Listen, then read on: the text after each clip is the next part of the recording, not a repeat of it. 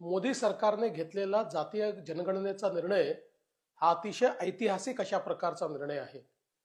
भारतामध्ये 1931 नंतर पहिल्यांदा जातीय जनगणना होते आहे। यापूर्वी मनमोहन सिंगांच्या सरकारने जातीय जनगणना आम्ही करणार अशा प्रकारचा निर्णय केला, पण त्यांच्याच मंत्रिमंडळात विरोध झाल्यामुळे त्याला SECC मध्ये त्यांनी कन्वर्ट केलं आणि जनगणनेच्या ऐवजी ग्राम विकास विभागाच्या माध्यमातून सर्वे केला आणि त्याचे आकडे कधीच प्रकाशित झाले नाहीत।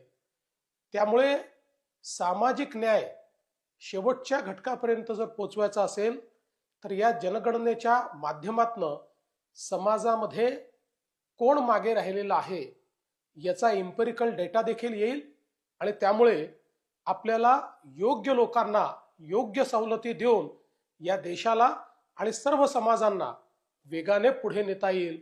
या दृष्टीनं हा अतिशय ऐतिहासिक निर्णय आहे। खरं म्हणजे काँग्रेस पार्टीने गेले अनेक वर्ष अशा प्रकारची मागणी होत असताना कधीही ती मान्य केली नाही।